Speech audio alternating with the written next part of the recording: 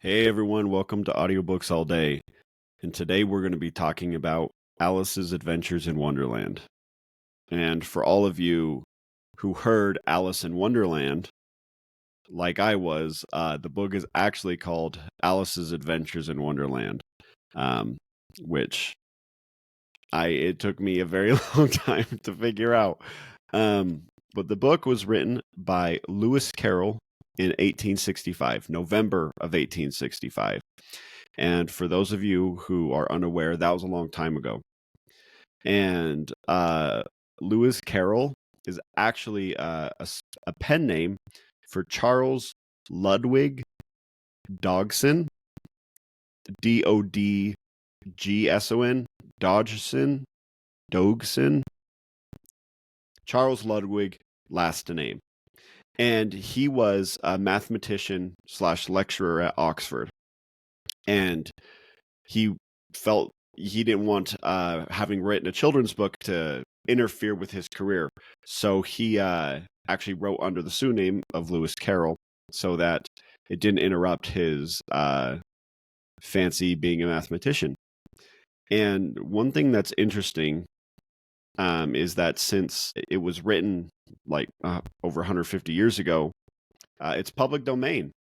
So anybody, especially those of you listening to this podcast, can just go out and write a story about Alice in Wonderland, because it's now, all copyright has expired in the United States, and it's public domain. So I thought that was really interesting, and also likely one of the reasons why it's been done so many times in movies and in other media, because nobody can stop you.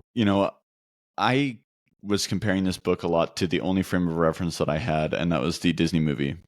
And I was actually surprised to see some changes with the book and the movie.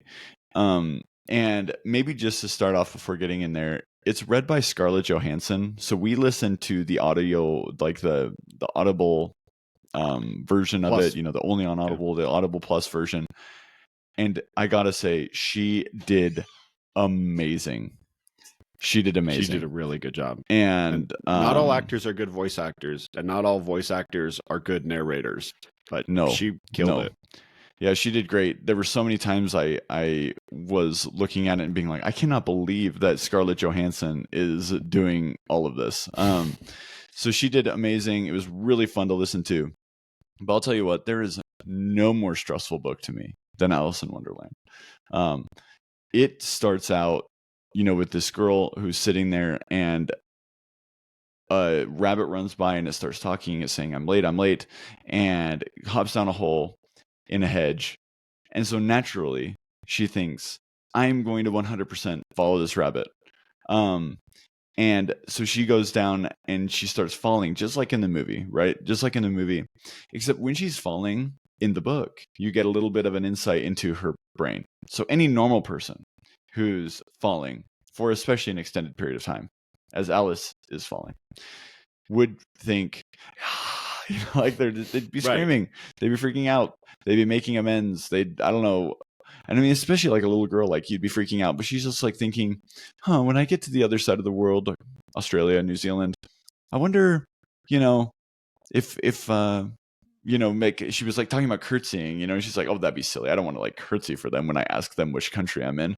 And it also makes sense that he was a mathematician. Didn't know that, because there's a few times where math is brought up, like math and reasoning, and even like rules and games, like the whole book is about these rules, like these really strong rules that this world has. Like it's always 6 p.m. in, for Mad Hatter time. But like it doesn't go on to explain them. But then like the reasoning, like I remember her like dropping, and she's like, but it's like 400 miles to the center of the earth. And I'm like, okay, well, first of all, no, however old you are is thinking and knowing that that's that far. And then she's like, my longitude and latitude. I'm like, like you can tell that this guy, is probably like an academic. It's funny though, because like he does use like, she uses math and reasoning, or logic specifically, like throughout it. And so anyway, she's just falling and falling, and that's kind of what starts off the adventure story. But just kind of like as a spoiler, one of the biggest things, because I watched this with my kids maybe like a year ago, and I remember we got to, she's falling down, and one of the earliest stories you know, in the movie is the story about a walrus and a dude and all these little clams, and eventually how all these clams, they follow the walrus and then they all get eaten. And my kids, like, they had a really hard time with that part of the movie. Yeah, Like, that's pretty messed up. It's very messed up, and like they were like, oh my gosh, and I'm like kind of sitting there processing it too, because it's been so long since I've seen it. I'm like, oh, he just murdered them all. And then like the mom is super sad, I was like, oh, that's way messed up. So I was waiting Right. for that to come in the book, and it didn't come in the book. I was really surprised. So I'm like, wow, Disney just like thought of this crazy story. Also, I thought maybe it's in one of the sequels, because apparently this is just book one, so could be. Yeah.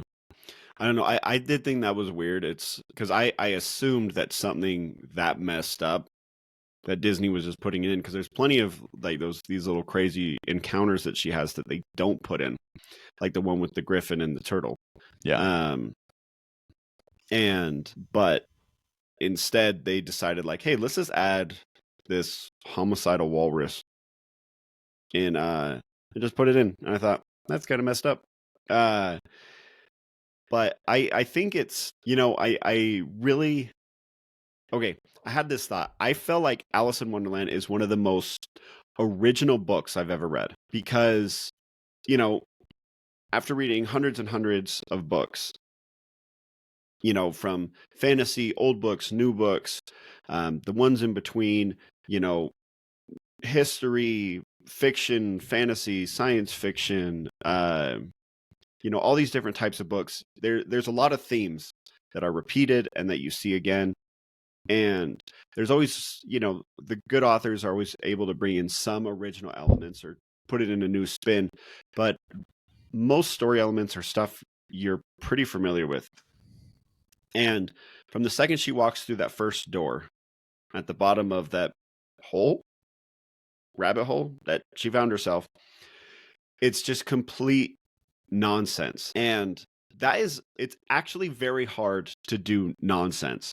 I think a lot of times people think it's easy to just spew nonsense. I remember we'd had this game when I used to do improv. We would do it on stage where you'd have to essentially talk nonsense. And it is very difficult to actually talk nonsense that doesn't sound quite like nonsense. That's actually really difficult. And to me, this book was just so original because there were so many ideas, and yeah, most of them didn't make any sense, and most of them were just super random. But still, all the original elements that were brought in, I just felt like this was one of the most original books I've ever read. Yeah, and you can especially think like back in 1865, it really is truly hard to be so original. Like, I mean, people's worlds were probably really small.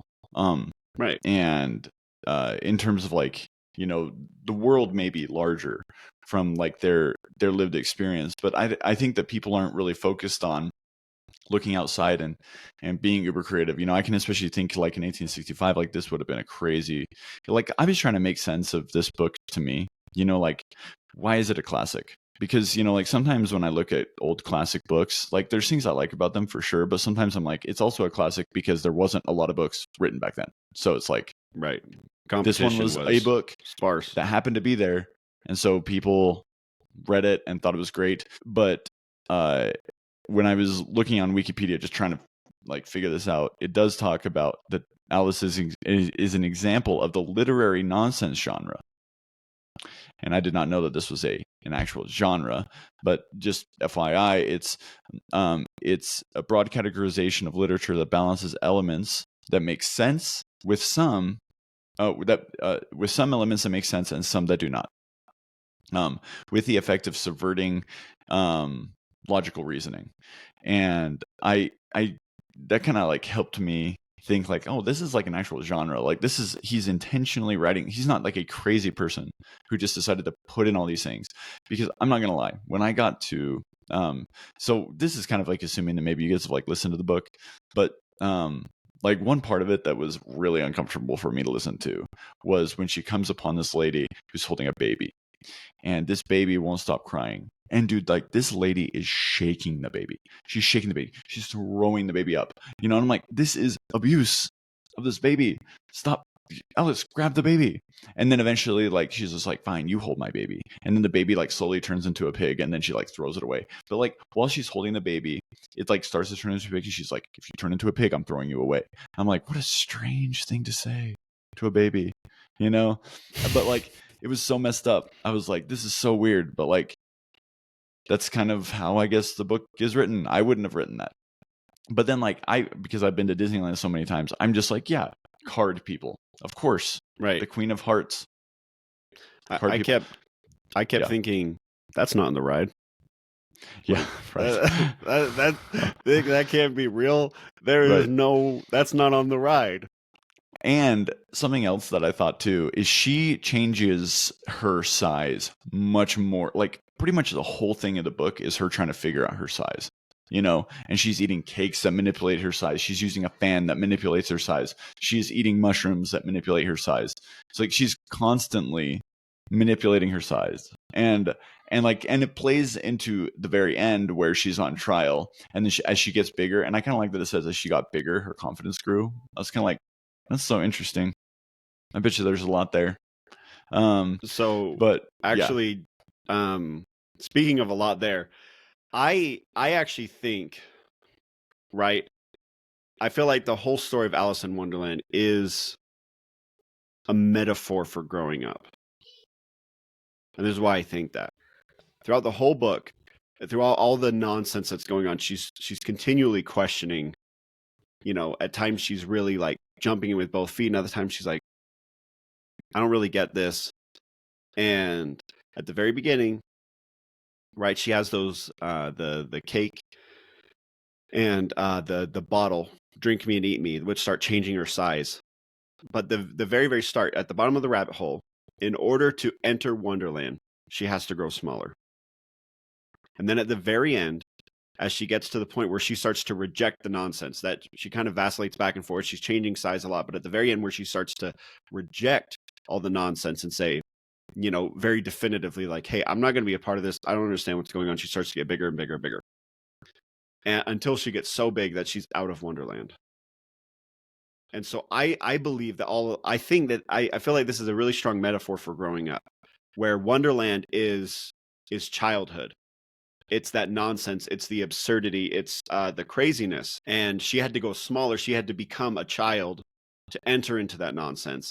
And then at the very end, when she grew up, she left the nonsense and she left everything. And I think that, with her constantly changing size and her constant pushing back, I think that this metaphor of kind of growing up is really prevalent throughout the book. And then to take this metaphor even further, throughout life, as you go through your childhood and into adulthood, you revert back. Sometimes you are older than you should be, and sometimes you're younger than maybe you should be, or maybe, you kind of vacillate throughout your life, having a childlike curiosity versus having maybe an overly adult pessimistic view of things.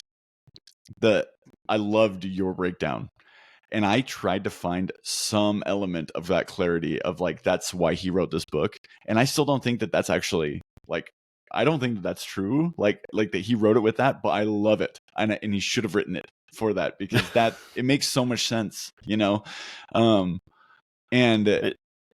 and when I was reading like its reception, like how people were critically receiving it, because like I love how you really took that and like grabbed this metaphor that makes total sense and almost makes the story make so much more sense. And also like you think of a kid's perspective and how nothing makes sense, and so you try and like project it, and you're trying to figure out these rules, and you're sitting there and like you're meeting the weird person who's like smoking the pipe, and you have all these like different interactions with like the Cheshire cat, and just things that like don't make sense to you as a kid. So you're like trying to make sense of it. I love that metaphor. But I was trying to like look back at what people thought, and people just said it's wild, fantastic, impossible. And Walt Disney said, no story in English literature has intrigued me more than Lewis Carroll's Alice in Wonderland. It fascinated me the first time I read it as a schoolboy. But from everything I can discern from what they're saying is like, they're just fascinated by the breaking of all the rules from the fantastic nature of this crazy world, you know. But I love how you're able to kind of take that and then put it in a metaphor. I don't know if that's what he was thinking. I think I'd kind of be Maybe surprised. maybe not, but at the very end, right? It ends not with Alice, but with her sister.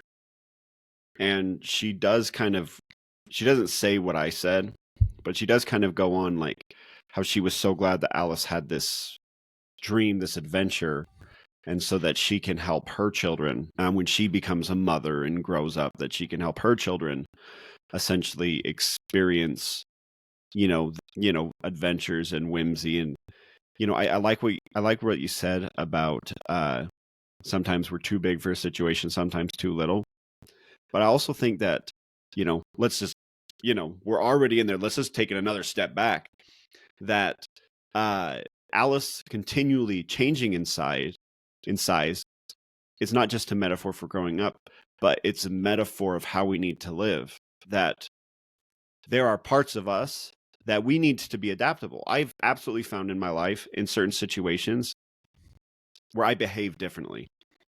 And I used to think like, oh, I'm not being genuine in certain situations, but I don't think that anymore.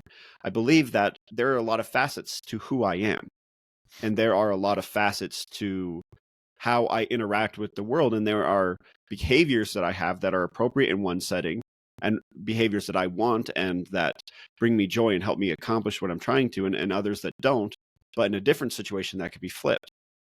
So let's just take it another step further, that Lewis Carroll is actually telling us that in our lives we need to be adjustable, we need to be flexible, we need to be mindful of our situation and be willing to, I guess, in a sense, change our size to show that part of us, because that doesn't mean it's not part of us. That doesn't mean we're being disingenuine, but rather just reflecting the parts of us that are, I don't want to say appropriate for the situation, but what we want to emphasize at that time. So I love that about talking about how being adjustable, and then to just have a little take on the internal battle of what that is that she never really stops to be like, this is way messed up. What the heck? Like the only time that she actually is kind of like, what the, is when she leaves the party and calls it stupid. She's like, I'm done with this party. This is dumb. But like, she doesn't actually like question the strangeness of life. Like she doesn't say, why is the tea party over it? Oh, always at 6? Why is there a griffin? Like, and a mock turtle. Like, why? She doesn't do that. She puts no effort and energy into trying to understand the world. She just accepts it for what it is and then tries to operate inside of it as best she can. And so kind of talking about what you're saying is like, she's just going through and, trying to do the best you can given every random circumstance. Also, internally, she's also not asking herself, why is this situation? She just accepts it and then moves on. And that's an interesting lesson, for us, is that like there's so much that we don't understand about the world. We don't know. And so is it more important to want to find answers for why it is, or is it more, is it more important to understand what we're going to do about it? Yeah, and I think the reality to answer that question is it depends. And that sometimes we have to be both. And I think, at the very end, right, where Alice does start to assert herself, the only time where she really, she starts to grow. We already talked about that. But, she was able to gain power over her situation. And that whole idea of gaining your own personal independence and standing on your own 2 feet, that sometimes it's best to understand a situation, to say, you know what, I don't understand and I'm going to figure it out. Sometimes it might be, I see where the situation is, the why is unimportant, but now this is how I'm going to act.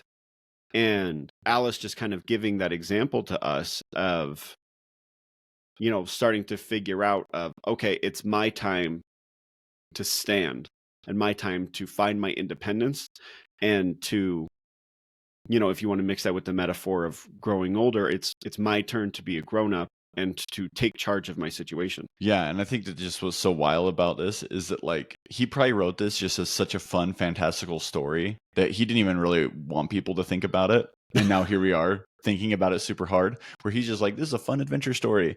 And I'm just like, I gotta make sense of this because this is so wild. Which, because like for us, now, right? There's been so much fantasy, so much sci-fi, so many things that have challenged, like the rules of this world. And like back then, people probably weren't doing it quite as much, like I think a lot of the literature was grounded in like the realism of the moment. I'm mainly just thinking of like old Charles books like Count of Dickens. Monte Cristo or, Les Mis or something, where it's like, it's trying to help connect the human element and trying to express what the human experience is like. And this is like, nope, we're not doing any of that. We're going to say nothing is real. We go to a world where everything is weird and everything subverts your expectation. You're going to play croquet, okay, with a flamingo and these little hedgehogs, and the consequence of losing is like, or of winning is getting your head cut off. It's like, it's by a Queen of Hearts with a small little king.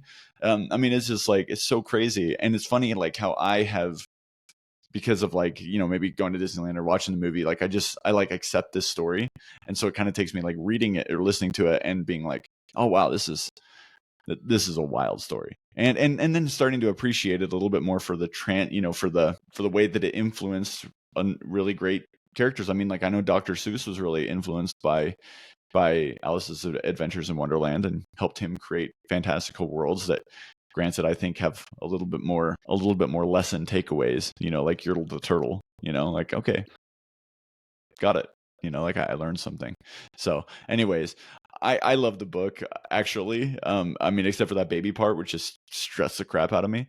But everything else, like I thought it was really fun. It gave me a whole new appreciation for kind of the nonsensical literary genre. And I loved your points, though. I loved your points. The metaphor of growing up, the metaphor of, being able to take hold of your situation, the times where we shrink, the times where, or like, and we didn't like focus on this too much, but you mentioned it, but like, how sometimes we're big for our circumstances and sometimes we're too small for our circumstances, and yet maybe there's something that we could do to manipulate our positioning. All of that's actually really fun, and now I feel like I've learned a lot from the book, but I don't feel like I got that from the book. But overall, pretty fun. I would definitely recommend it because Scarlett Johansson does such a great job at reading this book. I don't really know like how she got that gig or like why she wanted it. I did notice at the very end, or how they afforded her. right? But I did notice at the end, though, one of the producers or something also had the last name of Johansson. So I wonder, maybe I thought that too, family like, was doing it and they wanted it right. to. Anyways, but it was really fun. I would recommend it because it's so short, and I think that it connects you to kind of like this crazy wild world that exists. And just thank goodness it doesn't involve any the sacrifice of any small baby clams. Yep. No, absolutely. Great book. Check it out. And, I think it's a great example, because I made those points and I wasn't making stuff up. I actually had those takeaways. And we can take stuff away from, this is why we read books, of all different types, because there's always something to take away. And, some people probably thought his story was insane. If he showed it to people, there was, and I know the reception, there were plenty of people just said this is just drivel. And you know what? But he took a shot, and you never know. I feel like that's a good example for all of us. Well, and maybe just as a kind of final note, I was just talking to my brother-in-law. He's really gotten into listening to books recently, and he's been going through the Star Wars series.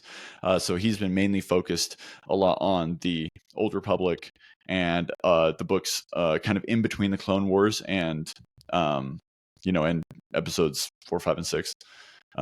He's been really focused on kind of those periods of time, which you could spend a year listening or more listening to those books. And we were kind of talking, and he says, sometimes I like wonder if I'm wasting my time, by listening to these books. And for him, he doesn't feel like he's wasting his time because he actually feels like he's learning a lot about religion, about people, about, human nature, because those books are so well written. I mean, you can listen to anything by Claudia Gray, like the Apprentice books, like the book. I remember reading that book and just feeling like, oh man, I always want to be Qui-Gon Jinn. He's such a stud, like his relationship with the Jedi Council, with the Force was, and it is like very like religious in nature. So he actually feels like he takes these metaphors and is able to take them away. But then we were also talking about, what if it was just fun? What if it was just entertaining? What if you didn't get anything from it, it was fun? Would you regret it? And I think that at the end of the day, one of the reasons why I listen to books is because I do have fun with it. you know? And I didn't take nearly as much away from this as you. But I do think that one of the reasons why I just enjoyed it is because I kind of had fun with it. And I kind of had fun listening to something that I would never listen to in like a normal thing. And so, anyways, get out there, keep listening. It's a good time.